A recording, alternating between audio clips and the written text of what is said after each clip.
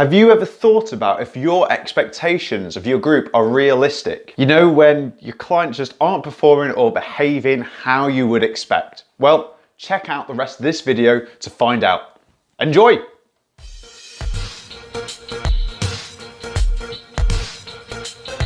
Hi, my name is Niall. I've been an outdoor activity instructor for over a decade, and welcome to Instructor 101. Okay, so you've got this group of clients. Now, this could be a bunch of kids, this could be a corporate group, it could be a youth group or some sort of charity organisation, and they're just not performing as well as you would expect. It could be on the task, so when you've given them an activity or a thing to focus on. It could be even on those moments when you're preparing for an activity, making sure that you've got all the gear ready and again, they're really disorganized.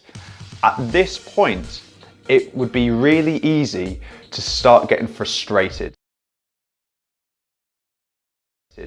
even if you're not showing it. When you're starting to think like that, you need to try and recognize why it is that you're starting to feel that way.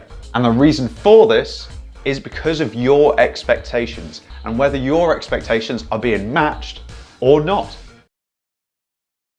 So let's take a quick moment to have a think about what your expectations are based on. It could just be that you're comparing them to similar groups or even yourself.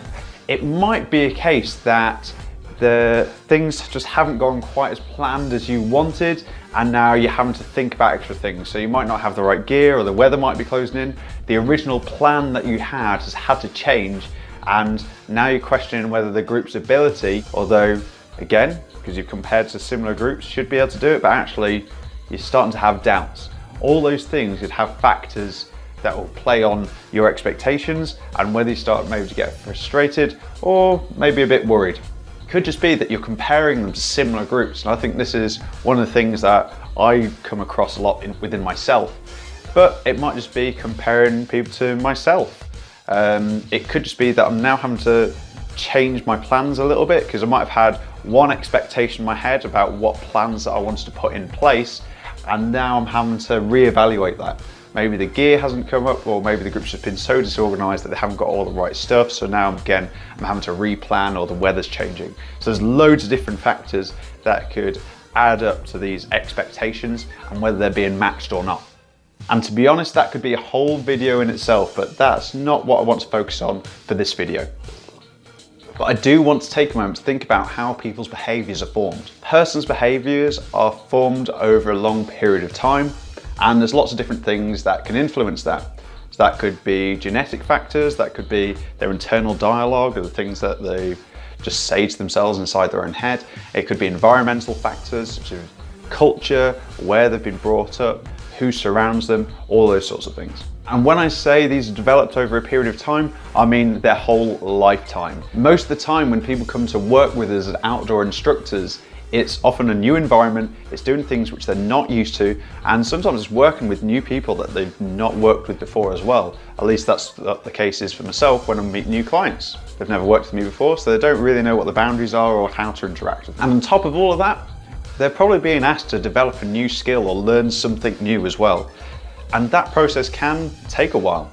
Now, when certain patterns of behavior or habits start to show, and sometimes these can be disruptive, when that starts to appear, beyond thinking about how we can adapt our session, we need to remember there will be a reason why these certain responses are coming up. And these responses are going to be based on a lifetime's worth of coping strategies and adaptations that have worked for them and are ingrained in them. Now, we do know that behaviors can be developed, changed, and new ones learnt and adapted, but that tends to take a lot of time. So you have to question, are your expectations realistic? As always, I'm really keen to hear your thoughts, your ideas, and just your comments about any of the things that I've said.